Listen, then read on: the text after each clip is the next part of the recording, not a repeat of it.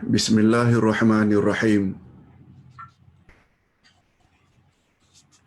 Alhamdulillah nahmaduhu wa nasta'inuhu wa nastaghfiruh. Wa na'udzu billahi min syururi anfusina wa min sayyiati a'malina. May yahdihillahu fala mudilla lahu wa may yudlil fala hadiya lahu. Asyhadu an la ilaha illallah wahdahu la syarika lah. Wa asyhadu anna Muhammadan abduhu wa rasuluh la nabiyya ba'dah. Allahumma salli wa sallim ala nabiyyina Muhammad wa ala alihi wa sahbihi ajma'in amma ba'd. Hadirin dan hadirat serta para pemirsa yang saya hormati, Assalamualaikum warahmatullahi wabarakatuh. Alhamdulillah, berkat taufik Allah Azza wa Jalla, kita pada pagi ini seperti biasa berpeluang untuk menambah lagi ilmu pengetahuan kita tentang selok-belok agama di bawah tajuk tafsir Juz Amma, yang pada pagi ini sampai lagi giliran tafsir surah Al-Fil. Tafsir surah Al-Fil atau surah yang ke-105. Surah yang ke-105.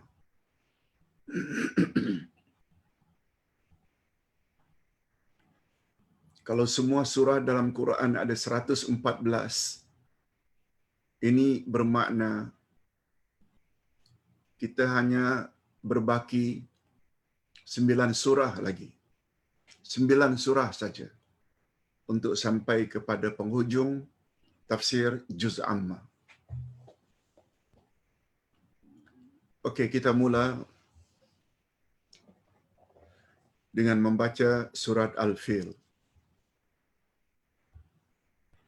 A'udzu billahi minasyaitonir rajim. Bismillahirrahmanirrahim. Alam tara kaifa fa'ala rabbuka bi ashabil fil. Alam yaj'al kaidahum fi tadlil. Wa arsala 'alaihim tayran ababil. Tarmihim bihijaratin min sijil. Faja'alahum ka'asfin ma'kul. Demikianlah 5 ayat saja yang terkandung dalam surat Al-Fil. Terjemahan harfiah. Apakah kamu tidak memperhatikan bagaimana Tuhanmu telah bertindak terhadap tentera bergajah? Bukankah Dia telah menjadikan tipu daya mereka untuk menghancurkan Kaabah itu sia-sia? Dan Dia mengirimkan kepada mereka burung yang berbondong-bondong atau yang berduyun-duyun, yang melempari mereka dengan batu berasal dari tanah yang terbakar.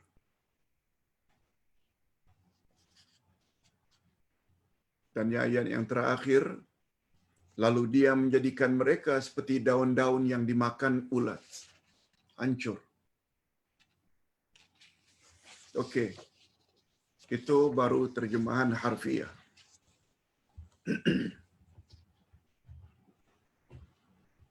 Hadirin dan hadirat serta para pemirsa, silakan baca makna setiap perkataan. Vocabulary. Yang orang Arab cakap al-mufradat. Makna kata demi kata.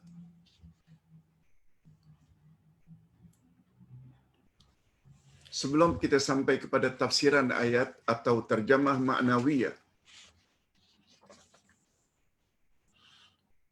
ada 3 perkara yang kita perlu sebut lebih dahulu. Pertama, mukaddimah. Yang kedua, munasabah. Apa relevannya, kaitannya surah Al-Fil ini dengan surah sebelumnya, Al-Humazah. Dan yang ketiga, latar belakang sejarah. Apa dia background daripada surah ini? Okey, kita baca. Surah ini terdiri dari 5 ayat. Pada umumnya, semua kita hafal. Ia tergolong ke dalam kelompok surah-surah Makkiyah, yakni surah yang diturun di Makkah. Atau lebih tepat, surah yang diturunkan sebelum Nabi berhijrah ke Madinah. Ia diturunkan setelah surah Al-Kafirun. Qul ya ayyuhal kafirun. Dinamakan Al-Fil, diambil dari perkataan Al-Fil yang terdapat pada ayat yang pertama dari surah ini. Alam tara kaifa fa'ala rabbuka bi ashabil fil. Surah Al-Fil ini menceritakan tentang pasukan bergajah yang datang dari Yaman yang dipimpin oleh Abrahah dengan tujuan untuk meruntuhkan Kaabah.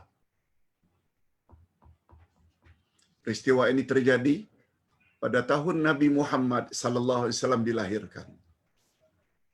Peristiwa ini terjadi ketika Nabi Muhammad sallallahu alaihi wasallam dilahirkan ke permukaan bumi.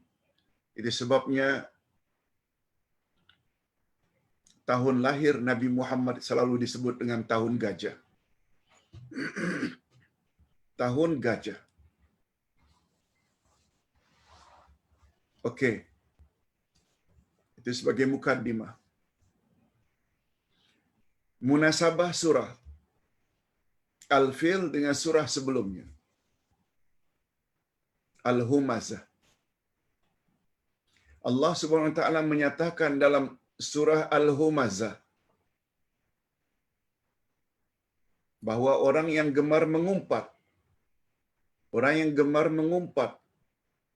dan mencela orang lain karena mengira kononnya hartanya yang banyak dapat mengekalkannya hidup di muka bumi. Lalu Allah Subhanahu wa taala membantah dengan bantahan yang sangat keras bahawa dakwaan mereka itu salah. Kononnya harta dapat mengekalkannya untuk hidup di atas muka bumi. Dakwaan seperti itu sangat salah.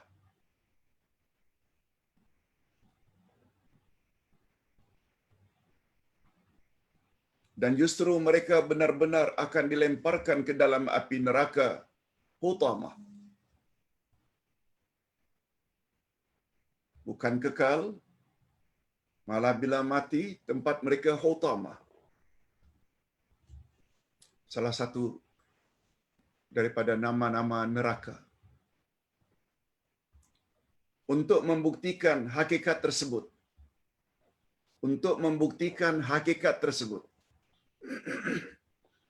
maka Allah Subhanahu wa taala mengikuti surat Al-Humazah itu dengan Al-Fil ini. Allah hendak menceritakan akan kekuasaannya. Mengisahkan tentang tentera bergajah yang menganggap diri mereka itu kuat. Apalagi kenderaan yang dibawanya itu gajah pula. Untuk menyerang Mekah. Yang sangat gagah dan memiliki kekuatan serta harta yang banyak. Itu kaitannya. Orang yang mempunyai harta mendakwa kononnya harta dapat mengekalkannya, lalu dia sombong, suka mencela orang lain, lalu Allah Subhanahu wa taala bantah pada ayat berikutnya, pada surah berikutnya, surah Al-Fil. Tetapi Allah yang Maha berkuasa membinasakan mereka hanya dengan mengirim burung-burung kecil.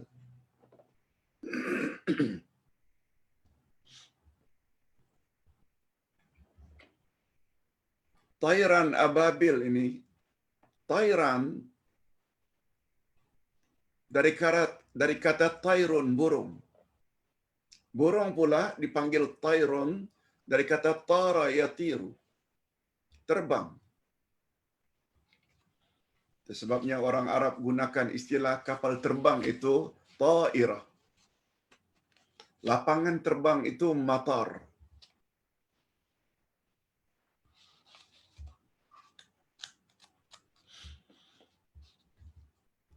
Malah ada yang mengartikan bukan burung, tapi virus. Ada. Ini kita yang sedang berhadapan dengan COVID-19, virus.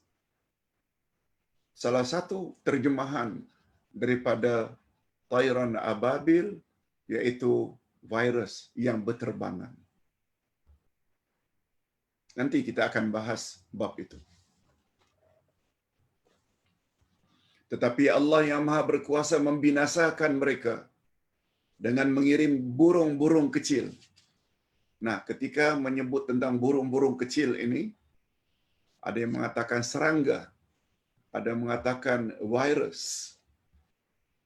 Allah sebarkan kepada tentera bergajah, akhirnya semua musnah. Kekuatan dan kekayaan mereka sedikit pun tidak dapat menolong mereka daripada siksaan Allah. Allah sengaja kirim kepada mereka disebabkan karena kedurhakaan mereka.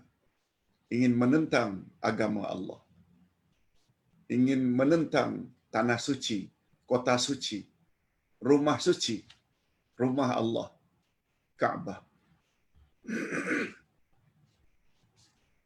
Oleh sebab itu bagi kita umat Islam, kita kena yakin musibah ni menimpa ni dia ada kaitan dengan kezaliman, berlakunya banyak maksiat terhadap Allah Azza wa Jalla. Sebabnya bila bencana melanda ke atas satu-satu kaum, seharusnya kaum itu segera bertobat, banyak-banyak beristighfar, kembali ke pangkuan Allah. Sebab musibah itu erat dan hubung kaitnya dengan maksiat yang dilakukan oleh manusia. Yakinlah. Hadirin dan hadirat serta para pemirsa yang saya hormati, nah sekarang kita masuk pula latar belakang sejarah. Apa kaitannya ayat ini dengan sejarah zaman silam? Abrahah bin As-Sabah Al-Ashram, itu nama panjangnya Abrahah, pemimpin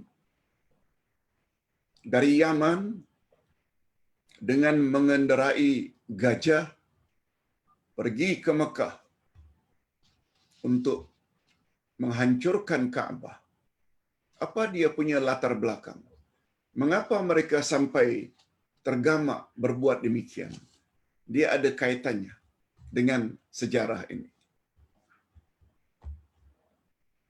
Abrahah bin As-Sabah Al-Ashram adalah gubernur negeri Yaman di bawah perintah Raja Habasyah. Raja Habasyah. yang Nabi sallallahu alaihi wasallam pernah membenarkan para sahabat 70 orang lebih melakukan hijrah ke Habasyah. Yang ketika itu memerintah Najasyi.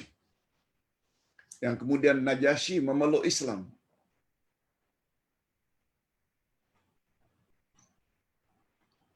Jadi Najasyi itu, kata para ulama, dia bukan nama orang. Dia adalah nama pemimpin yang tertinggi dalam satu-satu negara. Yang zaman itu atau sebelum itu yang memerintah di Mesir namanya Firaun, bukan nama orang Firaun.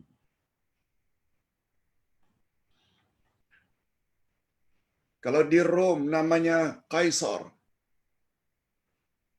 Caesar.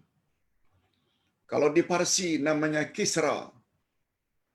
Lebih kuranglah istilah ya, istilah lebih kuranglah istilah untuk Malaysia ini agung. Bukan nama orang itu agung, tapi kedudukan itu. Hadirin dan hadirat rahimakumullah. Abraha memandang perlu membina. Abraha memandang perlu, sebagaimana kita sama-sama maklum, negara Habasyah ketika itu beragama Kristian Nasrani.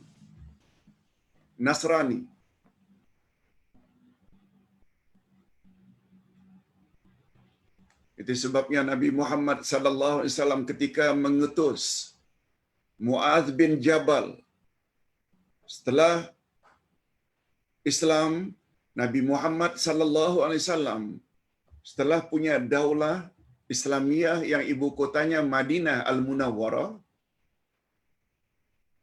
dan Yaman dapat dikuasai, Rasulullah sallallahu alaihi wasallam utus Muaz bin Jabal untuk jadi governor di Yaman. Apa kata Nabi kepada Muaz? Wahai Muaz, engkau akan jumpa ahli kitab di sana. Ahli kitab di sini maksudnya Nasrani, Kristian. Bukan Yahudi. Yahudi itu di Palestin. Pertama-tama dakwahmu kepada mereka, suruh mereka tahu la ilaha illallah Muhammad Rasulullah. Setelah itu, setelah mereka faham siapa Allah dan siapa Rasul, baru suruh mereka mengerjakan salat. Hadis itu selalu dijadikan dalil oleh para ulama. Apabila kita ingin mengislamkan seseorang, dahulukan akidah dahulu. La ilaha illallah Muhammad Rasulullah. Salat kemudian. Larangan makan khinzir kemudian. Tutup aurat kemudian.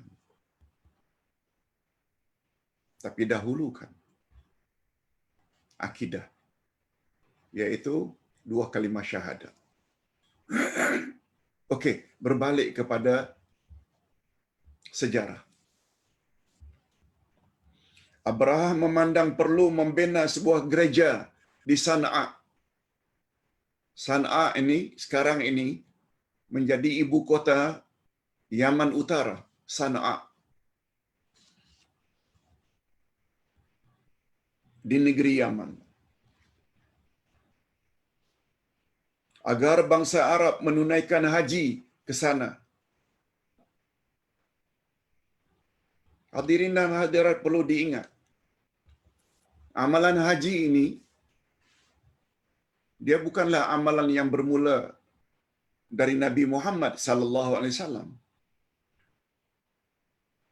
Haji ini telah bermula di zaman Nabi Ibrahim lagi.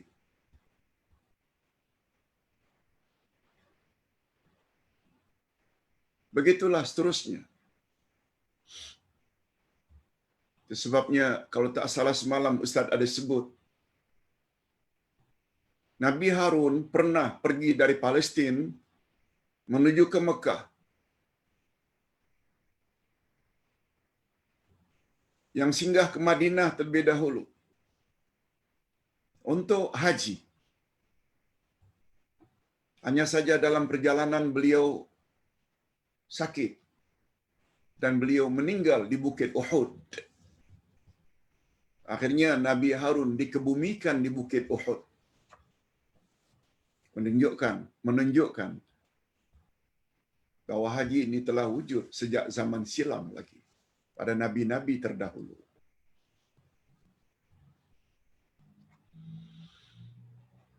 Begitu Abraha mengetahui bahawa Mekah menjadi tumpuan umat seluruh dunia untuk beribadat di Mekah, Abraha jealous. Mengapa kita tidak buat gereja sebesar-besar gereja di Sana'a, supaya orang Arab itu semuanya tertumpu ke Sana'a, bukan ke Mekah? Yes, itu dia punya latar belakang. Cadangan Abraha ini diterima baik oleh Raja Habasyah. Ingat ya, Nabi Muhammad SAW belum lahir lagi.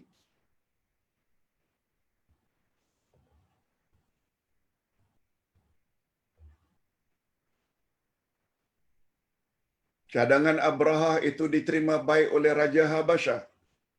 Dan selanjutnya gereja yang dimaksudkan segera dibina di kota Sana'a. Gereja ini dinamakan dengan Al-Qulais. Al-Qulais. Karena sangat tinggi dan megahnya, yang sebelumnya tidak pernah ada gereja seumpama itu dibina. Tinggi, besar. Tujuannya sebagai tandingan terhadap Kaabah yang ada di Mekah, yang menjadi tumpuan kunjungan orang-orang Arab. Lalu Abraham menginginkan sebagai pengganti Mekah, kota Sana'a. Lalu dibinalah rumah ibadat terbesar, yaitu gereja yang bernama Al-Qulais. Tujuan pembinaan gereja tersebut diketahui oleh Quraisy. Bagaimana kita sama-sama maklum, kota Mekah di zaman itu dikuasai oleh orang Quraisy. Orang Quraisy adalah satu suku bangsa yang sangat disegani oleh seluruh bangsa Arab. Sebab mereka lah yang menguasai Kaabah, menguasai Mekah. Itu sebabnya kemana saja orang Quraisy pergi, mereka selalu dihormati dan disanjung. Rencana Abraham membina gereja yang paling besar di sana diketahui oleh orang Quraisy. Sehingga ada di antara lelaki Quraisy sengaja datang ke Sana'a untuk buang air besar, untuk berak dalam gereja, kemudian mengotori dinding gereja dengan najisnya. Begitu marahnya laki-laki Quraisy ini.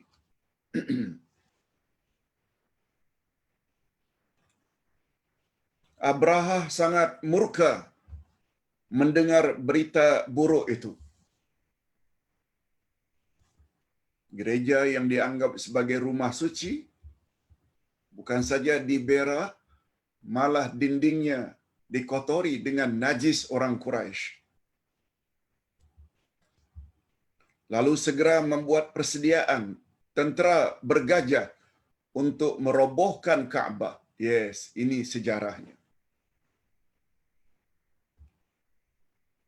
Abraha ingin membuat tindak balas terhadap perbuatan orang Quraisy yang telah mengotori rumah ibadat mereka. Dalam pasukan yang besar itu terdapat 12 ekor gajah. Dan yang paling besar dipanggil dengan Mahmud. Mahmud ini untuk bab ini adalah nama gajah, bukan nama manusia. Nama manusia juga bagus, namanya Mahmud. Maknanya manusia yang terpuji. Mahmud sama dengan Muhammad maknanya. Muhammad, Ahmad, Mahmud, semuanya nama yang elok belaka. Cuma bila ditanya, apakah nama gajah yang dikenderai oleh Abraha yang kemudian musnah karena dilempar oleh burung ababil, akhirnya binasa. Gajah yang paling besar itu bernama Mahmud. Lalu bergeraklah tentera bergajah ini sampai di Al-Mughammas, sampai di suatu tempat yang bernama Al-Mughammas, suatu tempat yang berdekatan dengan Mekah. Mereka mengirim utusan kepada penduduk Mekah agar penduduk Mekah keluar mengungsi, berpindah ke gunung-gunung karena kedatangan mereka bukan untuk memerangi penduduk Mekah tetapi hanya untuk merobohkan Kaabah. Yes, itu matlamat utamanya. Bukan nak membunuh penduduk Mekah, tapi matlamat satu-satunya untuk merobohkan Kaabah. Pada hari kedua menularlah penyakit cacar di kalangan tentera bergajah. Ini dia. Penyakit cacar. Melanda tentera bergajah. Bukan penduduk Mekah. Ini belum lagi mereka sampai ke Mekah, baru sampai di Mughammas. Mereka arahkan penduduk Mekah supaya keluar, pergi ke bukit-bukit. Karena tujuan utama mereka adalah untuk menghancurkan Kaabah. Menurut Ikrimah radhiyallahu anhu, inilah penyakit cacar yang pertama kali melanda negeri Arab. Begitu komen Ikrimah. Ikrimah ini salah seorang sahabat Nabi. Bapaknya Abu Jahal. Yang Nabi pernah sebut Abu Jahal. Fir'aun hadhil ummah. Fir'aun. Abu Jahal itu adalah Fir'aun bagi umatku ini, kata Nabi. Tapi dengan izin Allah, berkat taufik daripada Allah, anaknya yang bernama Ikrimah memeluk Islam dan menjadi sahabat Nabi yang karib. Penyakit cacar ini menanggalkan daging-daging mereka sehingga berjatuhan ketulan-ketulan daging dan sendi-sendi jari jemari mereka sehingga Abraha menemui ajalnya di Sana'a. Sempat Abraha lari dalam keadaan sakit. Malah ada yang mengatakan ketika dia lari itu menuju ke Sana'a, sendi-sendinya ini berjatuhan. Macam orang kena penyakit kusta. Satu demi satu sendi ini tanggap. Imam Al-Marari berkata, peristiwa tentera bergajah sangat terkenal. Peristiwa tentera bergajah ini sangat terkenal dan dikisahkan secara mutawatir. Mutawatir maknanya dalam bilangan yang sangat ramai. Sehingga mustahil ada orang yang berdusta tentang adanya peristiwa tentera bergajah ini. Itu yang dipanggil dengan mutawatir. Sebabnya hadis Nabi ada yang dipanggil dengan mutawatir, maknanya hadis sahih, yang paling tinggi derajatnya, karena dia diriwayatkan dari satu generasi ke generasi yang lain dalam bentuk yang ramai, dalam bilangan riwayat yang ramai. Sehingga ia dijadikan sebagai panduan dan permulaan sejarah. Mereka menetapkan suatu kejadian berdasarkan peristiwa tersebut. Contohnya, dia dilahirkan pada tahun gajah sebagaimana Nabi Muhammad sallallahu alaihi wasallam. Peristiwa tersebut terjadi 2 tahun sesudah tahun gajah. Jadi tahun gajah itu dijadikan sebagai panduan dalam tarikh, karena dia merupakan satu peristiwa besar.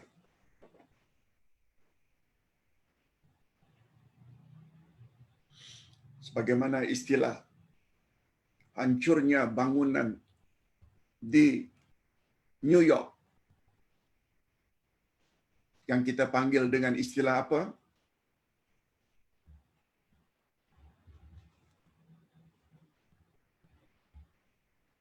Itu menjadi ingatan senantiasa.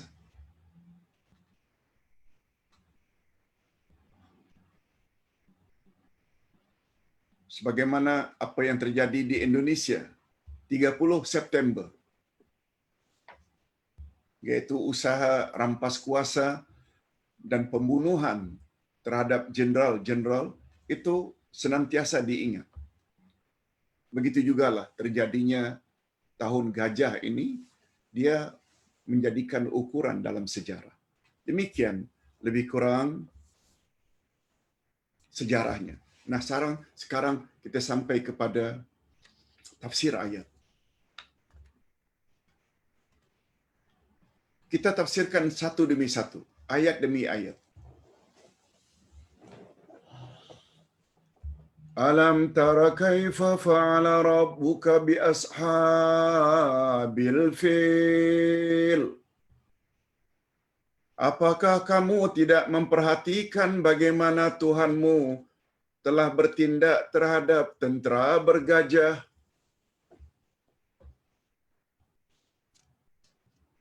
Maksudnya, Allah Subhanahu wa taala mengingatkan Nabi Muhammad sallallahu alaihi wasallam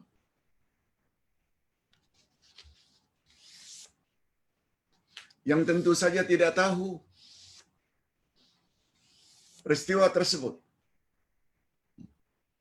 Sebab tahun itu baginda baru lahir. Tapi Allah Subhanahu wa taala mengingatkan Nabi Muhammad sallallahu alaihi wasallam dan pengikutnya kita dengan suatu peristiwa penting dan menunjukkan betapa besarnya nikmat Allah kepada kaum Quraisy, yaitu penyerbuan tentera bergajah yang dipimpin oleh Raja Abraha dari Yaman untuk menundukkan penduduk Mekah dan meruntuhkan Kaabah. Allah yang ceritakan. Nabi Muhammad sallallahu alaihi wasallam sebenarnya tak tahu, tapi menjadi tahu karena baginda menerima wahyu. Kita ambil pandangan ulama tafsir terkenal Imam Ibnu Katsir. Imam Ibnu Katsir berkata, peristiwa ini mengisahkan nikmat yang Allah anugerahkan kepada kaum Quraisy karena Allah telah menyelamatkan mereka daripada serangan tentera bergajah yang ingin merobohkan Kaabah dan menghapuskan segala kesan kebesarannya dari muka bumi. Allah selamatkan orang Quraisy. Mereka adalah kaum Nasrani Kristian. Ni Abraha ini adalah Nasrani Kristian yang sangat hampir keadaan mereka dengan agama Quraisy.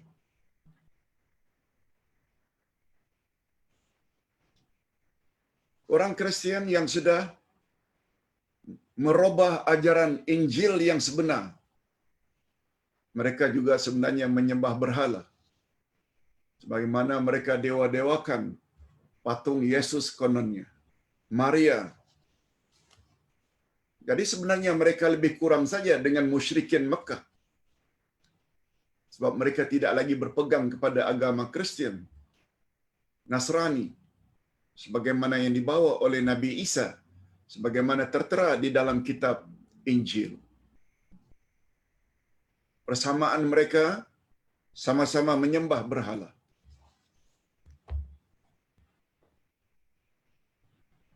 Alam tara kaifa fa'ala rabbuka bi ashabil fil.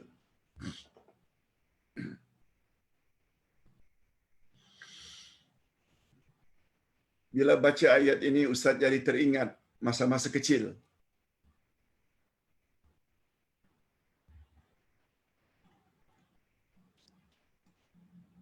Sebab kami hidup di tepi pantai, pulau. Lauk yang paling utama bagi kami adalah ikan. Sebab ayah mengumpul ikan-ikan dari orang kampung, membeli. Oleh sebab itu kadang-kadang kami ketulangan. Ketulangan. Maknanya bila makan ikan itu ada tulang pada leher. Membuat kita tak selesa. Ayah Ustaz, Allah yarham Pak Yasin,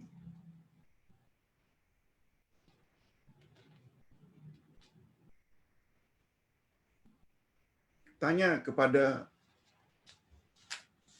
seseorang di kampung yang pandai merawat.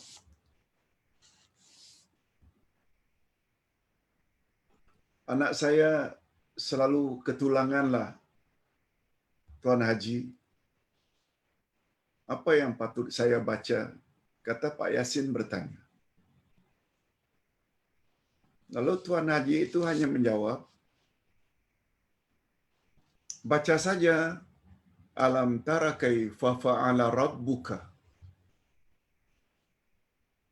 Sampai di situ saja. Jangan sambung.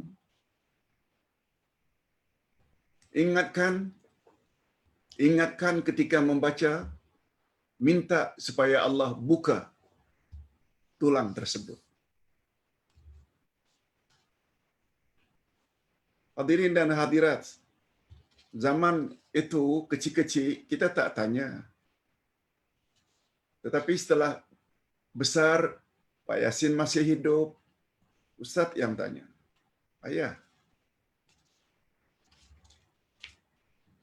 Ayah selalu baca. Bila kami ketulangan, alam tara kaifa fa'ala rabbuka. Dan memang mustajab bacaan itu. Tak lama kemudian hilang. Dari mana ayah tahu? Lalu Allah yarham Pak Yasin hanya beritahu, ayah datang pada seseorang yang terkenal pandai merawat. Lalu dia ajar ayah bacaan itu. Ini kata dia, kan ada kata-kata buka. Alam tara kaifa fa'ala rabbuka. Lalu minta supaya Allah buka.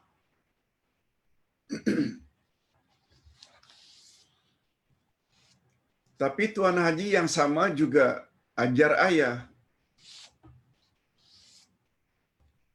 Bila kamu dikejar anjing, juga baca ayat itu.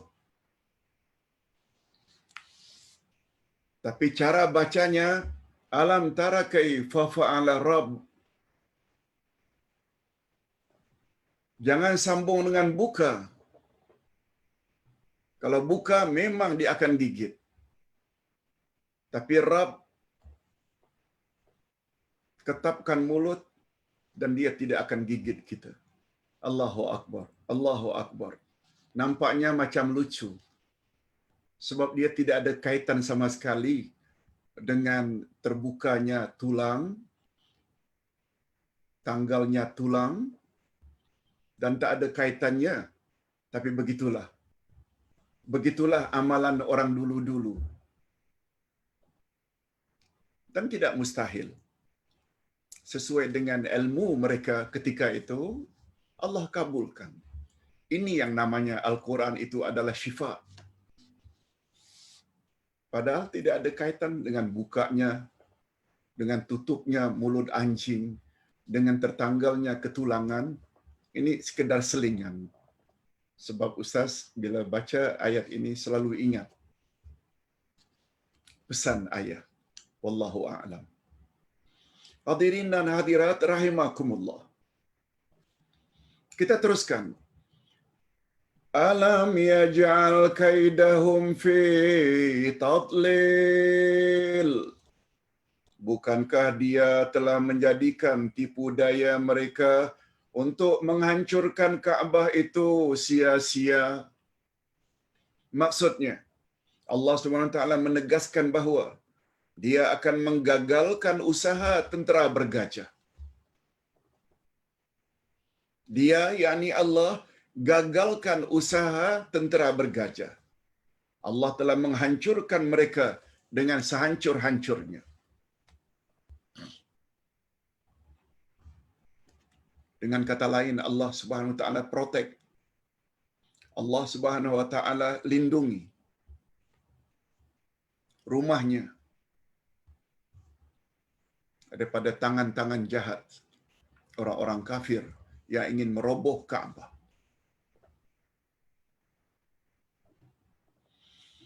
Ar-Razi berkata, walaupun makna asal Al-Kaidu makna asalnya tipu daya, yakni sesuatu yang memudaratkan orang lain secara tersembunyi. Itu namanya tipu daya.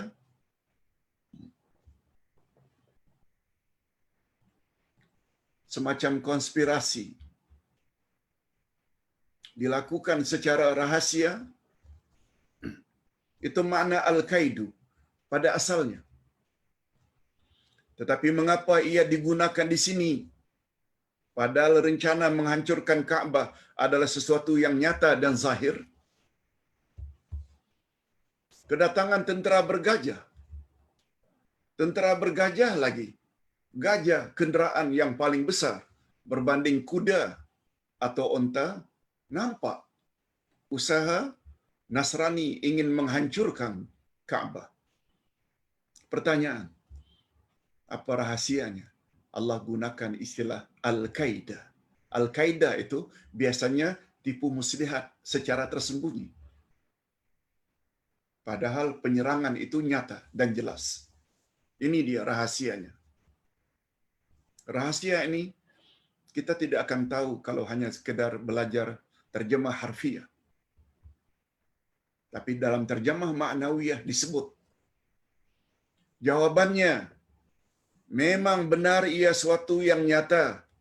Namun apa yang tersirat di dalam jiwa pemimpin dan para tentera bergajah adalah lebih hebat dan lebih dahsyat lagi. Lalu perasaan hasad mereka kepada bangsa Arab yang selama ini menikmati keistimewaan khasnya orang Quraisy sebagai tempat berhimpun jemaah haji yang sangat ramai jumlahnya agar berpindah ke negeri mereka yaitu Sana'a di Yaman.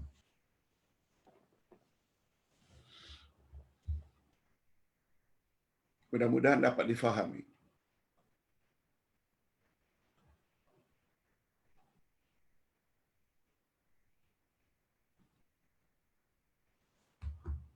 Zaman Bush dulu Amerika memusuhi Saddam Hussein. Sehingga direka-rekalah pada Saddam Hussein ada senjata yang sangat berbahaya dan. Lalu diseranglah Iraq ketika itu.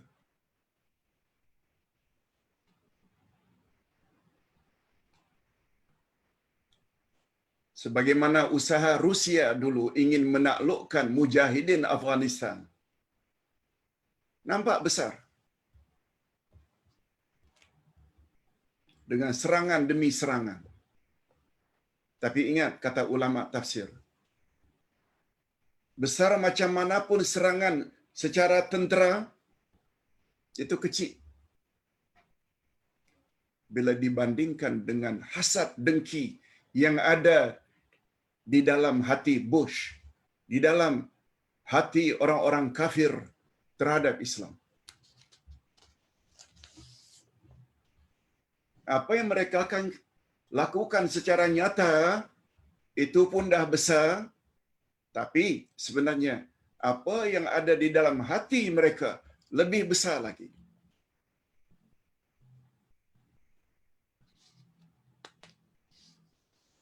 Semua orang kafir macam itu terhadap Islam. Nah, kiaskanlah apa yang berlaku di tanah air. Mereka buat begini, mereka buat begini, orang kafir terhadap orang Islam di Malaysia.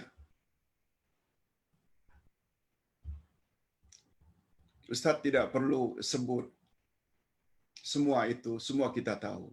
Cuma tidak relatekan dengan Al-Qaeda tadi. Walaupun serangan tentera bergajah itu adalah perkara nyata dan besar, sebenarnya apa yang ada di dada Abraha dan orang-orang kafir Nasrani zaman itu lebih besar lagi. Kalau kita tidak selesa umpamanya dengan perbuatan orang-orang kafir terhadap Islam di negara kita, apa yang kita nampak itu kecil. Sebenarnya apa yang ada di dada mereka, perencanaan mereka ke depan kalau mereka berkuasa lebih besar lagi. Mula dipertikaikan ini, mula dipertikaikan ini, mula dipertikaikan ini. Itu pengajarannya. Rakyat kena faham, umat Islam kena faham. Jahat macam manapun apa yang dibuat oleh Presiden India, roboh masjid. Betul? Tapi berdasarkan pemahaman ayat ini, itu kecil. Merobohkan masjid. Apa yang ada di dalam dada orang-orang Hindu itu terhadap umat Islam India lebih besar lagi. Ini faedah penggunaan Al-Qaeda. Ingat ya, pengajaran Al-Quran berlaku berkuat kuasa hingga kiamat. Dia bukan sekedar untuk orang-orang Quraisy sahaja. Ingat kaedah dalam ilmu tafsir, al-ibrah bi umumil alfaz la bi khususil asbab. Segala pengajaran dalam Al-Quran seumum lafaznya, ia bukan khas untuk orang yang karenanya ayat itu diturunkan. Itu sebabnya kata Nabi, walaupun orang kafir itu bermacam-macam, walaupun orang kafir itu bermacam-macam jenis dan agama mereka, tapi kata Nabi, mereka boleh bersatu untuk menghancurkan Islam. Coba tengok apa yang dibuat oleh komunis, apa yang dibuat oleh kapitalis, apa yang dibuat oleh Nasrani, apa yang dibuat oleh Yahudi, apa yang dibuat oleh India. Mereka boleh bersatu untuk menghancurkan Islam, untuk menekan Islam. Mereka sangat bimbang. Islam ini bangkit di atas muka bumi. Okey. Kita teruskan dengan ayat berikut. Wa arsala alaihim tayran ababil. Lalu apa yang Allah buat terhadap tentera bergajah? Yang permusuhan mereka terhadap Islam begitu mendalam. Pengiriman tentera bergajah itu kecil. Tapi apa yang ada di dalam hati mereka, permusuhan terhadap Islam, jauh lebih besar. Mereka tidak tahu bahawa ada yang lebih besar lagi. Allah.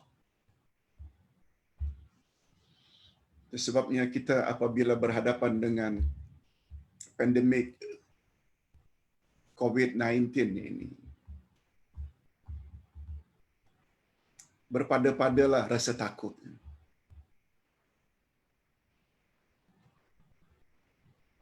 Kita makhluk. COVID-19 juga makhluk. Semuanya dicipta oleh Allah.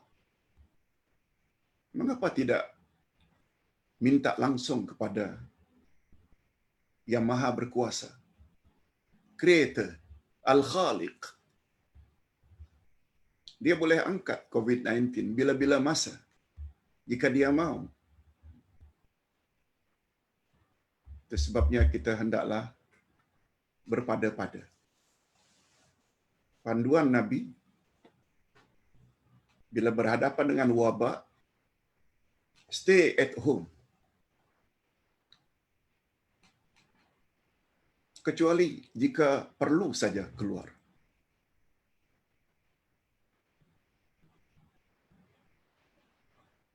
Itu yang paling selamat. Ingat, al-wiqayah khairu minal ilaj.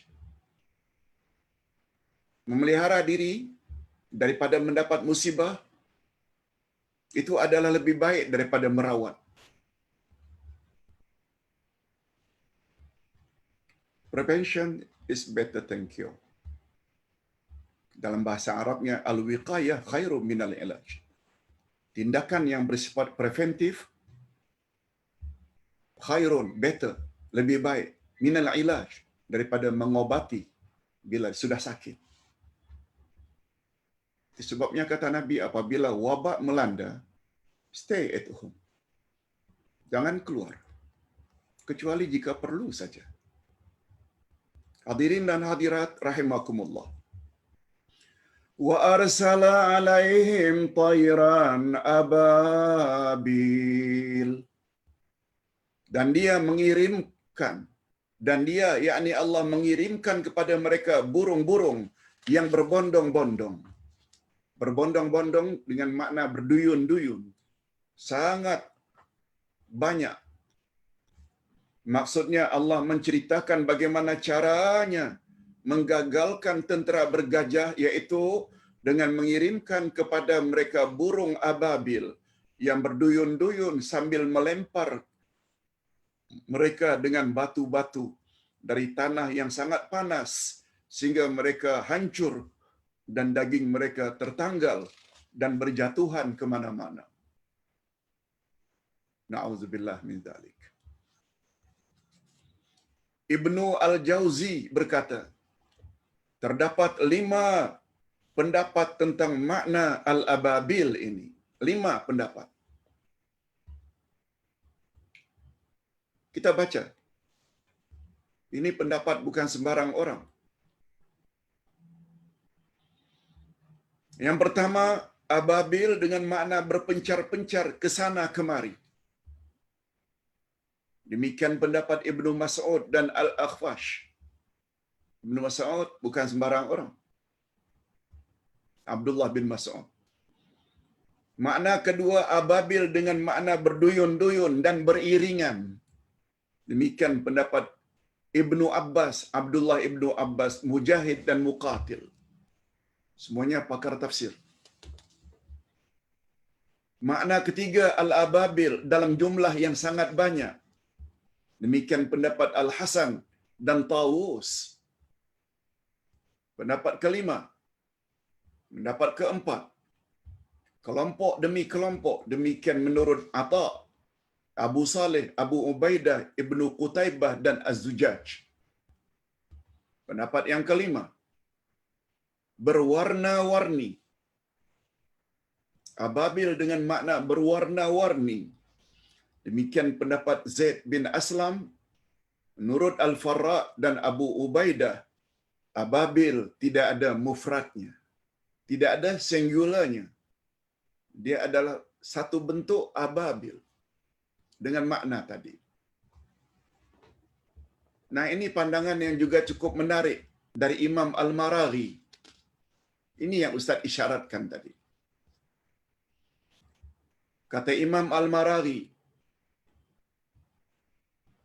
Mungkin juga burung ababil yang dimaksudkan itu terdiri daripada jenis nyamuk dan lalat yang membawa bakteria atau virus penyakit tertentu. Sebabnya tadi ada yang mengartikan dengan penyakit cacar. Atau mungkin juga batu-batu yang dibawa burung-burung tersebut daripada batu kering yang mengandungi racun. Sehingga dengan bantuan angin yang berhembus, maka tersebarlah penyakit menular yang akhirnya memusnahkan tentera bergajah.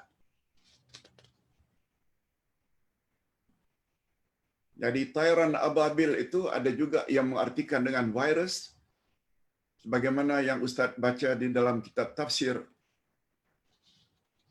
Al-Manar, juga mengartikan dengan virus.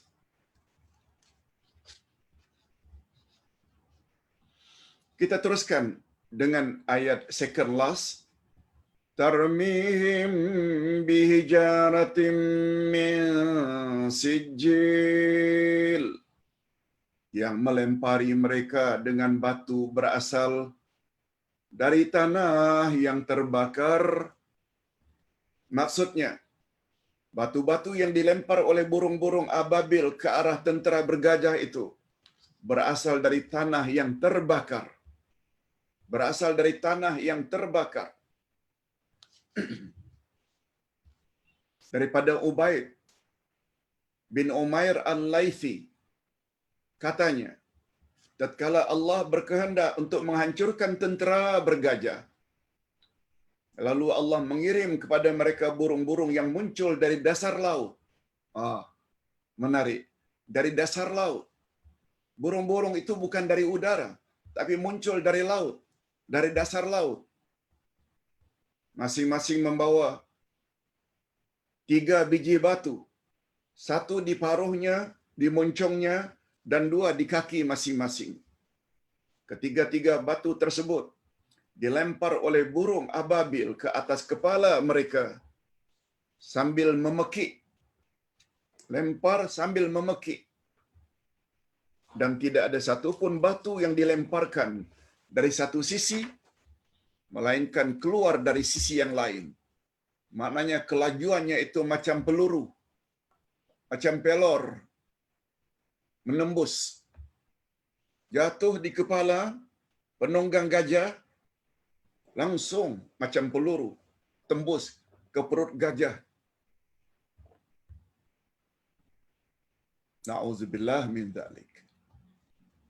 Pada masa yang sama, Allah mengirim pula angin ribut yang sangat kencang sehingga hancur leburlah mereka semuanya.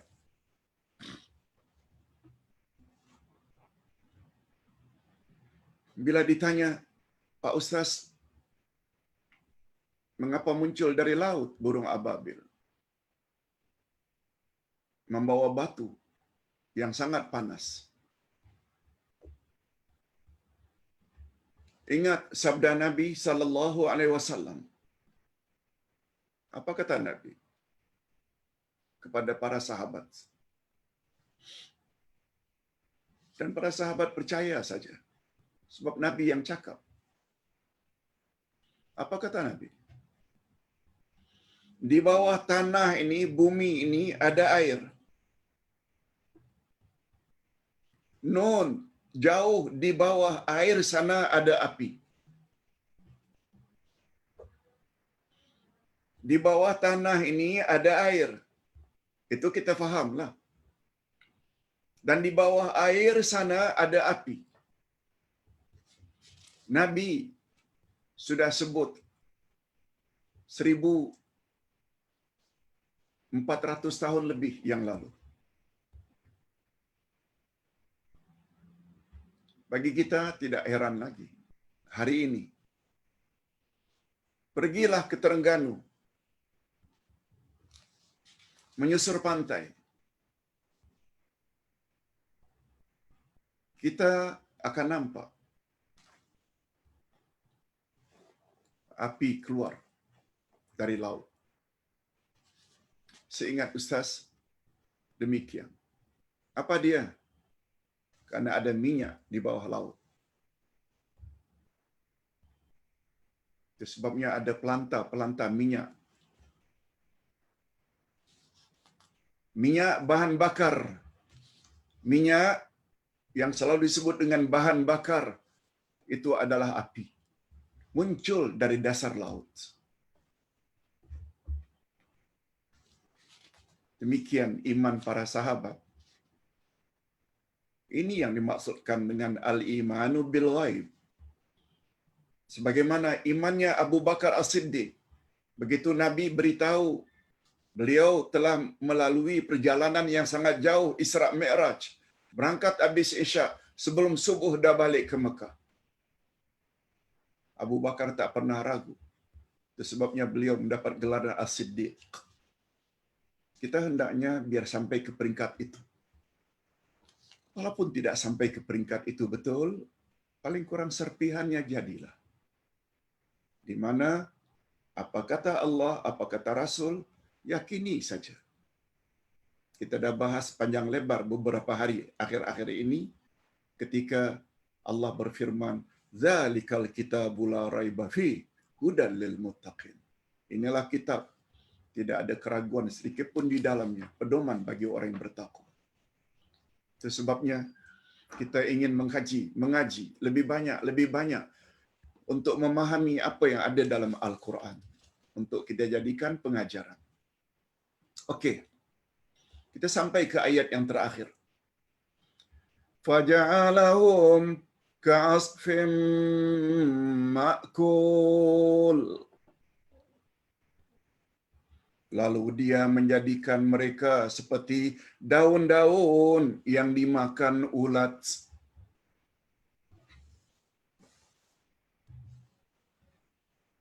Macam daun yang dimakan ulat berlobang-lobang. Itu keadaannya Ashabul Fil. Maksudnya Allah menggambarkan betapa dahsyatnya musibah yang menimpa tentera bergajah. Badan mereka berlobang-lobang, daging mereka berkecai-kecai, tidak obahnya bagaikan daun yang dimakan ulat. Kita kalau beli sayur, kadang-kadang ada lobang-lobang itu, semuanya itu dimakan ulat. Macam itu keadaannya badan Ashabul Kahfi. Maaf, Ashabul Fil. Kisah di atas menggambarkan betapa kehebatan dan keistimewaan kota Mekah Al-Mukarramah. Untuk Mekah, gelarannya Al-Mukarramah. Al-Mukarramah maknanya yang dimuliakan Allah. Madinah lain lagi. Al-Madinatul Munawwarah. Al-Madinatul Munawwarah. Munawwarah maknanya yang menerangi. Sebab peranan kota Madinah sebagai ibu kota pertama negara Islam yang dibina oleh Nabi Muhammad sallallahu alaihi wasallam. Dari situlah tersebarnya cahaya Islam ke seluruh dunia. Itu sebabnya Raja Faisal rahimahullah, mengapa bina Islamic University di Madinah, Al-Munawwarah? Mengapa di Madinah? Coba dengar baik-baik apa matlamat beliau. Apa matlamat Raja Faisal rahimahullah? Karena beliau ingin mengembalikan peranan Madinah. Karena beliau ingin mengembalikan peranan Madinah untuk menyebar Islam ke seluruh dunia. Di situ dibina Islamic University, Jami'ah Al-Islamiyah Al-Madinatul Munawwarah. Siapa yang selesai belajar di Madinah, mereka offer nak bekerja dengan kami, lalu dikirimlah. Selain daripada itu, diterima di zaman Ustaz saja ada 100 negara di dunia ini diterima belajar di Islamic University, dibiayai sepenuhnya oleh kerajaan Arab Saudi. Selesai belajar di sana, mereka offer. Mau belajar mau bekerja dengan kami sebagai pendakwah bebas sepenuh masa,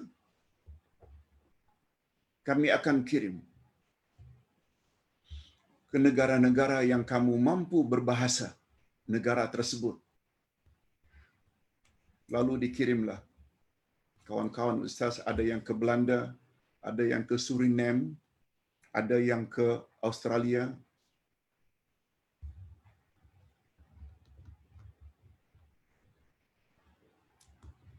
Lalu akhirnya dikirimlah Abdullah Yassin ke Malaysia. Karena Abdullah Yassin dapat berbahasa Malaysia karena dia orang Batam, orang Melayu. Untuk menyebarkan ajaran Islam sebagaimana peranan kota Madinah pada awal-awal dulu. Ini sejarahnya. Maka Ustaz bekerja di bahagian Al-Mustashar Islami, Islamic Counselor, Kedutaan Arab Saudi. Sejak sampai tahun 80 sampai 2009. Hampir 30 tahun. Hadirin dan hadirat, minta maaf sedikit menyimpang. Sekedar nak beritahu, untuk Mekah istilahnya Makkah Al-Mukarramah. Mukarramah maknanya Mekah yang dimuliakan oleh Allah. Jangan ganggu kota Mekah. Kalau tidak kamu binasa. Madinah pula mendapat gelaran Al-Munawwarah. Munawwarah dari kata nur, memancarkan cahaya ke seluruh dunia. Raja Faisal buat Islamic University di Madinah dengan matlamat yang sama. Hadirin dan hadirat rahimakumullah. Kita teruskan.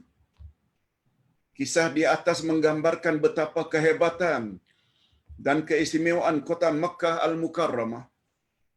Kota ini telah dipelihara oleh Allah sejak dahulu lagi. Penggunaan kata Rabbuka di dalam ayat Alam tara kaifa fa'ala rabbuka bi ashabil fil mengandungi isyarat bahawa sesungguhnya aku, kata Allah, mendidikmu, rabbaituka. Di antara makna Rabb adalah Rabba yurabbi, yaitu tarbiyah, mendidik. Aku memelihara, hafiztu Ka'bah karena kaummu, wahai Muhammad. Walaupun ketika itu mereka masih lagi kafir, tapi aku berkuasa memelihara mereka untuk tujuan future.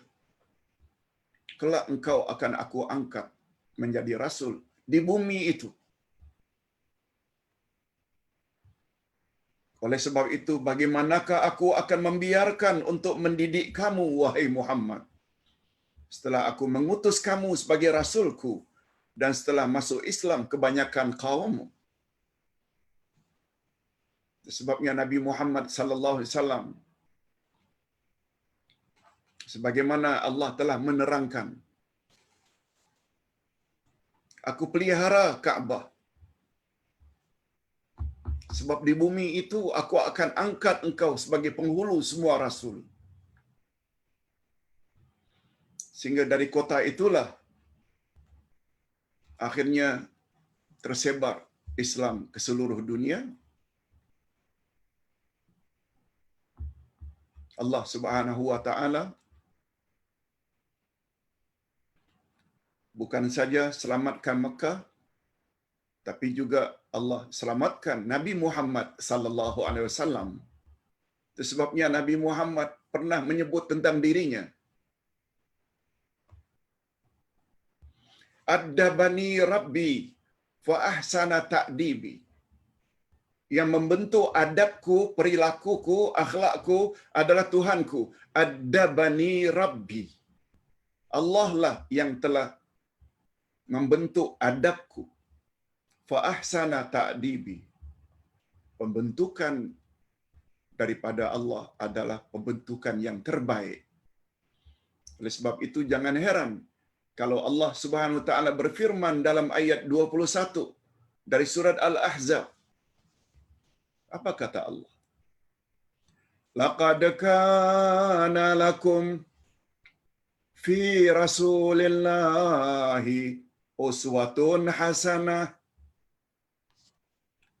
Sesungguhnya pada diri Rasulullah itu bagimu terdapat contoh teladan yang terbaik. Qudwatun hasanah. Role model yang terbaik. Langsung rekomendasi daripada Allah Azza wa Jalla. Oleh sebab itu sangat rugi bila orang jadikan penyanyi sebagai role model, sebagai bintang filem sebagai role model, pemimpin-pemimpin dunia sebagai role model. Hancur. Tapi beza kalau ada manusia termasuk kita dan anak cucu kita menjadikan Nabi Muhammad sebagai contoh teladan dalam segala hal, khasnya dalam hal agama. Mudah-mudahan okey, ada sedikit lagi. Terakhir, Rasulullah sallallahu alaihi wasallam pada hari penaklukan kota Mekah, Nabi berhijrah ke Madinah. Nabi hidup di Madinah selama 10 tahun. Pada tahun ke-8, 2 tahun sebelum beliau wafat, kota Mekah dapat ditakluk balik, dapat diambil balik. Lalu apa kata Nabi pada hari penaklukan kota Mekah?